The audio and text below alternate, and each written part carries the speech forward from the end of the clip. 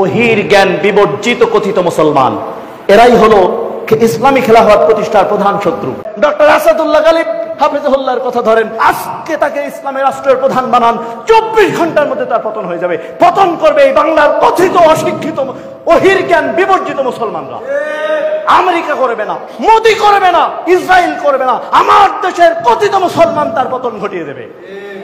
এই জন্য ইসলামী খেলাফত প্রতিষ্ঠার প্রথম পর্যায়ে, প্রথম অন্তরায় হলো এই কথিত অশিক্ষিত ওহির জ্ঞান বিবর্জিত মুসলমানরা। এই ওহির জ্ঞান বিবর্জিত মুসলমান থেকে আপনারা বেরিয়ে আসুন, বেরিয়ে আসুন, বেরিয়ে আসুন, যে কোনো মূল্যে বেরিয়ে আসুন। আপনার বাড়িতে, আপনার মসজিদে, আপনার কলেজে, আপনার ইউনিভার্সিটিতে, আপনার সচিবালয়ে আপনি কোরআন এবং হাদিসের শিক্ষা ছড়িয়ে দিন। না হলে আপনার মাধ্যমে কখনো ইসলামী হুকুমত প্রতিষ্ঠা হবে না।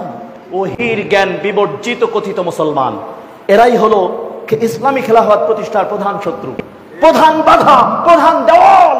এই দেওয়াল যদি ভাঙতে হয়, প্রত্যেক দ্বারে দ্বারে, প্রত্যেক ঘরে ঘরে, প্রত্যেক মসজিদে মসজিদে, প্রত্যেক পাড়ায়, প্রত্যেক মহল্লায় কোরআনের দার্স এবং হাদিসের দার্স চালু করতে হবে, মক্তব চালু করতে হবে, কোরআনের তেলাওয়াত চালু করতে হবে, কোরআনের তরজমা চালু করতে হবে, হাদিসের তরজমা চালু করতে হবে। এর মাধ্যমে ইসলামিক খেলাফতের প্রধান শত্রু কথিত মুসলমানদেরকে, মুসলমানের এই দেওয়ালটা ভেঙে ফেলতে হবে।